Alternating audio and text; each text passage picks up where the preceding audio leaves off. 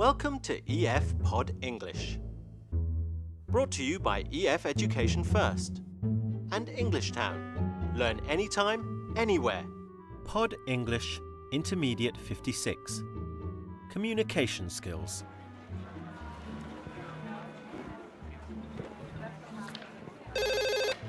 Hello, good afternoon. Yes, this is Alexander, yes, from Go East Travel.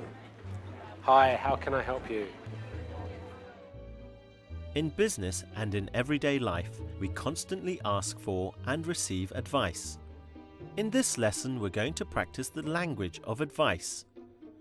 We're going to learn how to ask for advice using should. What should I wear? And some different ways of giving advice. You should wear appropriate business clothes.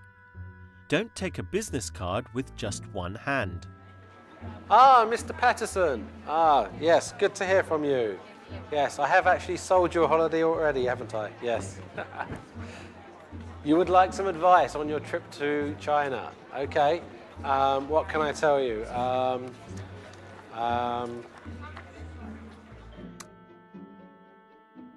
We're now going to watch a movie about a manager consulting with a cultural expert. The manager is planning to go to China. The meeting today is very important for the future of our company. Is there anything else I should know before I leave? I briefed you on some of the details last week, but we need to discuss cultural differences, such as style of negotiation and even manners. Good. What should I do when we first meet? Shake hands and exchange name cards, right? Well, be careful. In China, it's considered rude to accept a business card with just one hand. You should always give and receive it with both hands and bow slightly. You should also read the information on the card before you put it away. Yes, I think I've heard of that. Now, where should we hold a meeting? Should we pull out all the stops and hold it on the top floor of the Jinmao Tower?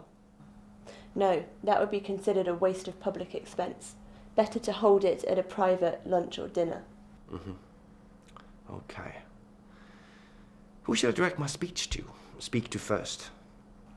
The team that meets you will be introduced from junior to senior official, so you should always talk to the last person introduced, as he or she will be the most senior. Okay, I'll keep that in mind. Well, this is useful information. What else? Well, don't take a nod as a sign of agreement. It's usually just a sign that people are listening attentively. Okay.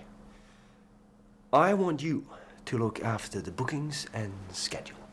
We need this to go very smoothly. I'm sure there's something else here I can find for you. Ah, here we go. Yes, cultural etiquette. Understanding cultural differences is very important. Let's listen to part of the movie again. What should I do when we first meet? What should I do when we first meet? We often use should when we ask for advice. Who should I direct my speech to? There are many other ways of asking for advice. We can say, "What do you recommend? Do you have any suggestions?" Here's how the expert responds. Well, be careful. In China, it's considered rude to accept a business card with just one hand. Well, be careful. When giving advice, we often use the imperative to give an order or a command. Here's some more examples using the imperative. Be cautious. Be aware of differences. Pay attention. You might get into trouble. Here's another way of giving advice. You should always give and receive it with both hands and bow slightly. You should give and receive it with both hands. Okay, a few things to remember. When you are meeting other business people while you're in China, do remember to use both hands when you're giving your business card over. Yes, yes. Not one hand. No, no, no. Both hands. And when you receive cards as well. You should read the information.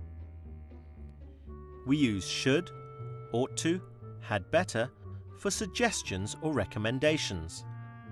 You'd better wear smart clothes. You ought to learn company procedures. And here's some more advice. Well, don't take a nod as a sign of agreement. Don't take a nod as a sign of agreement. We use do and don't for actions that are recommended or advised against. Do go to your meeting prepared. Now, I can tell you a story actually about something that happened to me. Yes, I was in China and was in the taxi and going from the airport to the office, and it should have been about a 30-minute ride, I believe, yes. Now it's your turn. Can you fill in the gap? That's right. What clothes should I take? Here's another sentence asking for advice. What goes in the gap? Who should I direct my speech to? And can you think of an imperative which would fit here? That's it. Be careful. In China, it is rude to take a business card with one hand. And here's some advice. What goes in the gap? That's right. Don't take a nod as a sign of agreement. Yes, well, after 2 hours, I was getting a bit worried. Yes, exactly. Yes, I did realize from that point that if somebody nods their head at you, it doesn't necessarily mean they know what you're saying. Yes, no, not everybody does speak English. Yes, that is a problem. Yes. Well, we've learnt about improving our communication skills today. We've learnt how to ask advice using should. Who should I speak to? We've also learnt how to give advice using should. You should wear smart clothes. And we've learnt some other ways of giving advice. For example, using imperatives. Be careful. Use both hands to take a business card. And using do and don't. Don't take a nod as a sign of agreement. Okay, I'm glad that was useful. Yes, because we are a public service as well. Yes, we're not just a travel agent. Okay, thank you very much. Bye-bye. That's all for today. Bye.